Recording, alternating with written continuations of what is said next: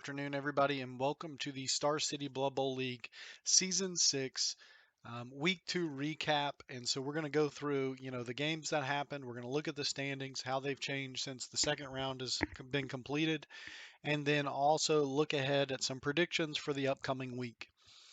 In our first division, we have one clear leader right now. That's the Sinister Storm, which is a Dark Elf team coached by myself. In second and third, not far behind, we have the MASH, which is a Necro team with 9 points. And the Punching Stunties are also an undefeated team with 8 points. And so right now, in this division here, the Sinister Storm and the MASH have not allowed a touchdown yet so far. And it looks like right now the leader for casualties is the Royal family. They've caused a total of 8 casualties so far with a +3 net um, differential so far. And then as far as touchdowns scored, the Sinister Storm have scored a total of 5 touchdowns through these 2 games. So that's kind of what we're looking at. There's been no draws. There's a handful of teams that now got their first win or first loss. And then there's a couple teams here at the bottom that are looking to get their first win hopefully next week. And on to the next division, we have one clear leader in this one as well, which is the Vermin Tide, the Skaven team coached by Ron. In second place, we have a tie between the Stone Cold Stunners, which is Chaos Chosen, and the Cave Spring Crash, which is a Goblin team, both with 9 points. But all 3 of those teams have not allowed a touchdown yet so far. But it looks like the Vermintide are currently the division leading scorer with 5 touchdowns so far. And it looks like casualty wise, it's really between 2 teams. The Shadow Goats have caused 5 casualties, and the Hungry Hibernators have caused 5 casualties, with the Shadow Goats having a little bit better net right now. So they are the leading team in casualties caused. We did have our first draw, which was exciting. And so there's a few people that got their first draw. And then there's still, like I said, a couple teams that are looking for their first win, hopefully this week. Looking a little bit at the Team Honors Awards, looking at most valued right now, highest team value. We got 4 teams that are over 1,200. The Rooney Rat Pack currently has 1,265, and the Punching Stunties are at 1,260. Most fame, we just have one team, which is the Cave Spring Crash Goblin team.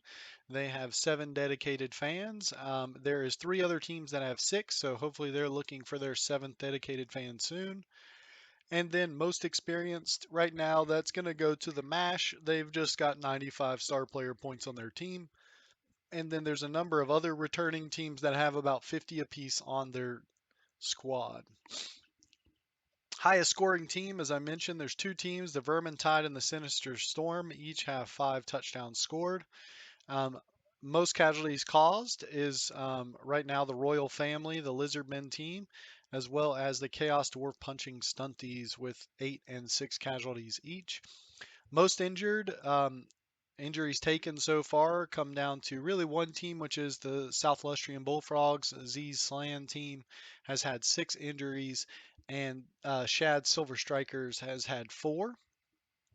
And then most deadly, this is the team that has caused the most kills. There's a handful of ones, but the Royal Family is the only team so far to actually kill 2 players.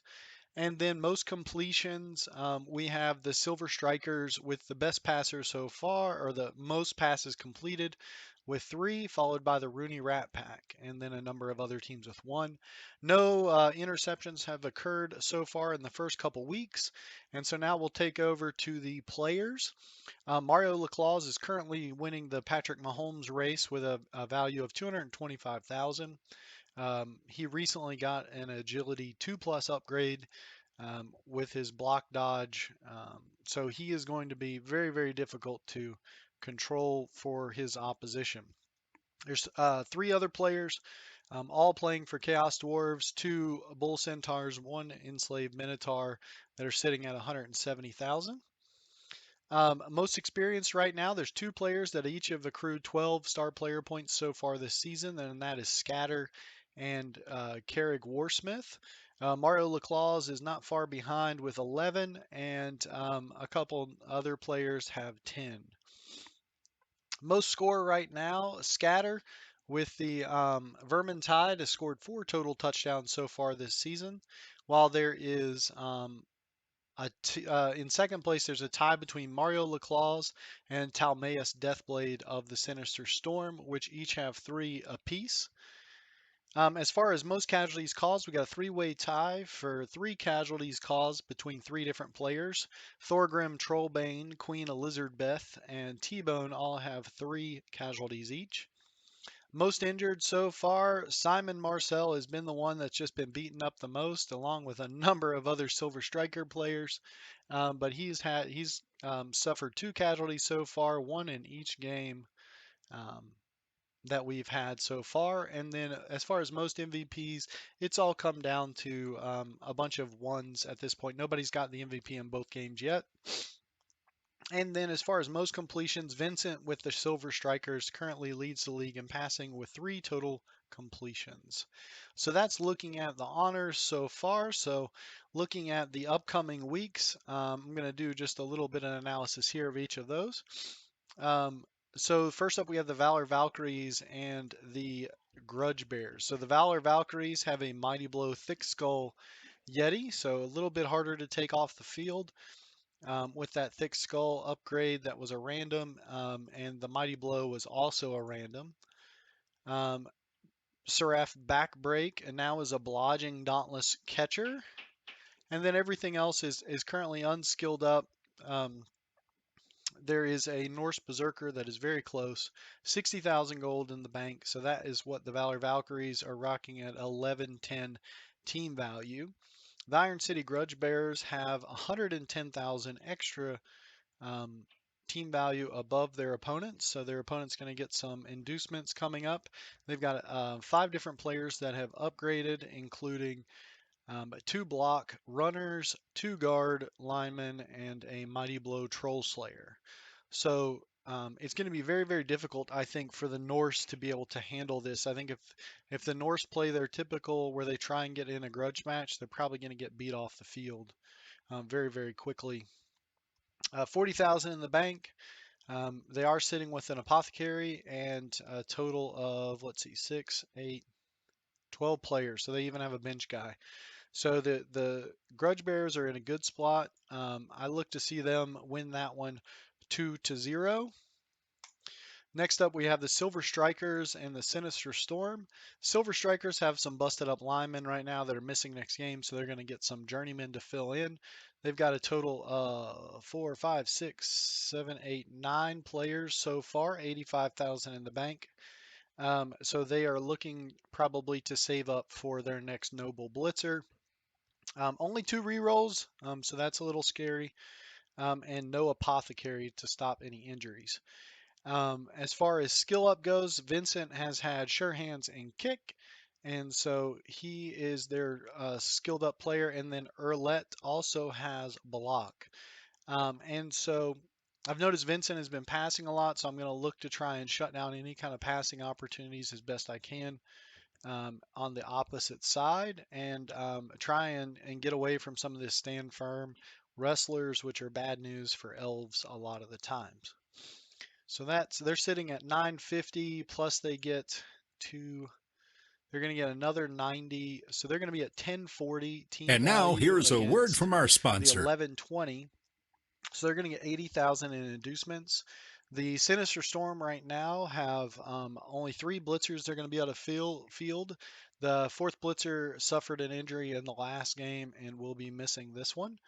And then they do have 2 witch elves. One is a blodging jump up witch elf. And the other, they have a dodge runner, which will help them be a little more mobile. They will get a journeyman, so they're only going to be playing with 11 players, but they got 3 rerolls and an apothecary to help keep some players alive. And so I would look for the Sinister Storm to try and play some good defense, score in their opponent's half, and then try and receive and score quickly to kind of seal their victory there. So I'm going to say that right now this one will be the Sinister Storm with a victory of 1-0. Next up, we have Hashut's Chosen and the Royal Family. So Hashut's Chosen has 3 garters and a block Surehand's Bull, and 1 blocker missing next game. So they're down a little bit of punching power. Let's see, 5, 6, 7, 8, 9, 10. They're going to get a Journeyman Hobgoblin, which will put them at 1130 team value against the 1090. Let's see, 1090 right now. 7, 8, 9, 10, 11. They're going to get 220. I don't know what that is. 1210 is what the royal family will be sitting at. So the Shuts Chosen is going to get a little bit of a perk there. I think this match will be very, very close. If the Croxagore can do a good job of putting the guard in a good spot, it will make the Chaos Dwarf blockers be taking a lot of 1-die blocks against the Source blockers, especially in if they could use the prehensile tail to kind of limit the mobility of the other Chaos Dwarfs. They need to do a good job of protecting their skinks. They've recently knocked down a couple of them, so they're going to have some journeyman skinks. And then the skinks they do have, they're going to just need to protect because they're not going to have any bench reserves. They do have an apothecary, and so this one I think is going to be pretty close. I think it's going to be a 1-to-1 draw. The Bullfrogs against the Punching Stunties. This is going to be a tough matchup for the Stunties. They've got a handful of skilled up players. They got a block blitzer, a sneaky get catcher, a lineman with strip ball, and a sidestep jump up catcher. And so they're going to be getting a couple journeymen as well, two different journeyman linemen, which will put them at 1140 team value against the Punching Stunties, which are 1260. So they're going to get 120,000 in inducements to go up against the Punching Stunties, who have recently skilled up Juggernaut T-Bone. They have Noblord, which is a block kick Hobgoblin, a block Hobgoblin, and then a block Mighty Blow um, Bull Centaur. So all the Chaos Dwarf blockers are unskilled, so that's a perk there. But it's still going to be very, very difficult with to try and stop this scoring machine here. So I'm going to think that this one will go 2-0 to the Punching Stunties. Last up in this division is the Green Slime Packers against the MASH. The Green Slime Packers is a new coach. They have the Block Claws Finned Typhicus. They have a block Bloater and a block Pestigore now, which will make their ball carrying a little bit better. They're going to have a handful of Rodder Linemen Journeymen, but they're just fodder anyway. So put those up on the line to get punched. And they will be sitting at 1180 against the Mash's missing their star Ghoul, which is good. So they're really only going to have a couple different ball carriers. They did pick up a new werewolf. Try to look here. They got their Flesh Golem with guard. Mark Wrecking has Mighty Blow. And so, it looks like the game plan for both of these teams will be to use their claw to the advantage to take down the stronger players, especially trying to get a hold of like the flesh golems or the werewolves, try and take those guys down, or even the wraiths. Any of these players would be good, but the MASH only have 2 ball carriers that are good, and that's Mario Laclaus and Yasamir Yager. And so Josamir Yager and Mario Laclaus will be the only 2 that have agility 3+ or better to carry the ball. And so if you could shut those 2 down, his best option then is trying to carry with a 4+ zombie, which probably isn't happening. So the Packers should look to take out those werewolves and try and take advantage of that. I'm going to give this one to the MASH, though. I think it's going to be 2-1. I think the Slime Packers will be able to score, but it's going to be very tough for them to stop the MASH from scoring. All right, moving into the next division, we have the Corpsetown Rough Riders, the Necro team by John Pierce against the Cave Spring Crash. The Corpsetown Rough Riders have a Wraith with guard. That's a good piece right there. They have a Sure Hands Ghoul, which is never bad to have. And then they have a Frenzy Flesh Golem, which I think is an underrated piece that people don't think is good, but I think that's a good piece to have. Strength 4 Frenzy is always kind of cool. And then they have Tachinzo the Tyrant, a safe pair of hands werewolf, who will be able to place the ball where they need to if they get knocked down. So they have more ball carrier options, but I'm going to guess that the K-Spring Crash are on to that, and they're going to be looking to use their trolls and bombers and loonies and fanatics to take out those werewolves and ghouls, which are their only things. I would look out for Dumpster here. Dumpster's a cage diver, so he's a 3+ dodger into a cage for a 2-die uphill wrestle, which is not bad odds. Um, and then also they have Blambo, which is their ball carrier, their sidestepping pogoer. So with that one there, I'm actually going to give this one a draw. 1-1 is what I think is going to happen here. And I think that the Crash will score fine, but then it'll be very difficult once their secret weapons get off the field to keep up. And I think the Rough Riders are going to get a score in. The Grimoire Mauler Gas have a Mummy with Guard and a Ghoul Runner with Blodge. So that's a good piece there. No other skill ups on the team. They do have 2 ghouls currently right now with 1 missing, or 3 ghouls with 1 missing next game. And the Shadow Goats have all 4 of their blockers, all of their beastmen, and their troll all going to be healthy for the next game. It doesn't look like anybody's going to skill up between now and then. There is 115,000 in the bank, and they do not own an apothecary, so I suggest they look to nab one of those. And so my guess, a couple block 4 pieces. I think this one's going to go to the Undead. They're just a better team at this stage in the team value, with this low team value, and so I'm going to give them a win. I'm going to say it's going to be 2-1 with the Grimoire Mauler Gas coming away with that victory. This is probably the match of the week. The Vermintide against the Stone Cold Stunners is a 1 and 2 matchup in that division. There's a Mighty Blow block Blitzer, block sidesteps Gutter Runner, and a block kick lineman. They're going to end up with a journeyman, so they're only going to have 11 players against the skilled up. There's 4. Oh, let's see, 1, 2, 3. There's only 3 chaos blockers right now. And they have 3, 6, 7, 8, 9, 10. There's 11 players on their side, so nobody has a bench. This Gore Vidal is going to be very, very useful against those Skaven. And then, of course, I think the Skaven are going to have a lot of trouble bringing down Lord Varen, who will be carrying the ball with block and strength 4. I think that if I was the Stunners, I would look to use Krungo's projectile vomit ability on the gutter runners if the chance works, because knocking down a block dodger with no block is going to be very, very difficult.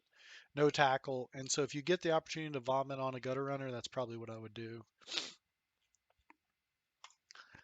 I'm going to say that this one is going to be going to the Stone Cold Stunners in a 2-1 game as well. All right, and getting on to the last 2 matches so far. So we have the Rooney Rat Pack and the Hungry Hibernators. Both of these teams have some good skilled up players. The Rooney Rat Pack's probably a little bit further along in their development with Foul Appearance Blitzer, Strip Ball, Sprint, and the Dump Off Tentacles Accurate Claws Sir Radigan. A star. And so let's see, what do we got here? No real defined gutter runner to hand off to. That doesn't mean they're all a threat, but they do have a Rat Ogre, which is going to help give them some punching power and some control of the line. So they're at 1265, which is very high against the 1100 Norse. So the Norse are going to be able to get probably a wizard, which will be a big help, or they might be able to get a star player. I don't know what stars are available to them, but actually I could look. Let's see what stars there are. They could take like Acorn or somebody like that, but it's probably not worth it. The guy that I would probably take as a sleeper would be Grumbrindle the White Dwarf. It's very good. But they have a Mighty Blow Yeti that's going to be very good against the Skaven. They have a blodging sure hands catcher, so Jean Delauers will be very good at carrying the ball. Anikuma is a frenzy block, so that's going to control the sideline a little bit. And then all this block's just going to be tough to go. They should, try and maximize as many hits as they possibly can during this match. So I'm going to say that this one's going to be a draw as well, 1-1 is what I'm going to go for here. And lastly, we have the corn dogs against it. It's a pack of reptars, and the reptars have hot dog con queso, a leaping skink, which is a very odd skill. It was a random. Okay, that makes more sense.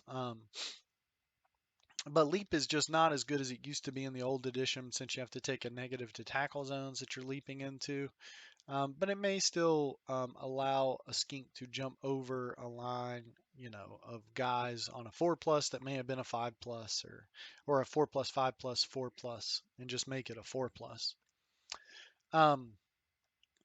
Gorok has block, and that's really it. They do have a full bench. They have one extra player, and then they have 70,000. Only 2 rerolls still, so they're still looking for that. They do have an apothecary, and so hopefully they roll better than their last game. And the Corn Dogs have, it looks like Henry Lee can skill up.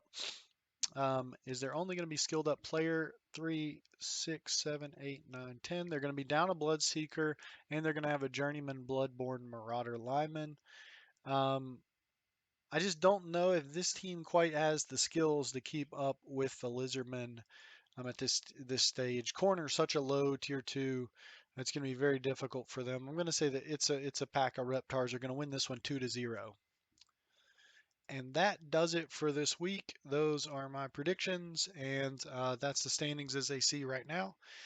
Everybody has this round starts on February 6th. Everybody has until the 19th to get their match in for round 3. And I'll try and do another update as soon as they're all completed.